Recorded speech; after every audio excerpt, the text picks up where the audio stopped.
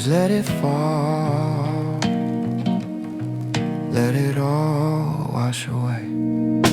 The sky turned gray around 2:30. Now I'm stuck inside with nothing much to do, watching droplets race down the cold clear glass, waiting for the heavy clouds to finally pass. I find a little peace in the rhythm of the fall, shadows dancing slowly on the bedroom wall. Old Polaroids scattered on the wooden floor remind me of the things I don't see anymore. The world is muffled in gray.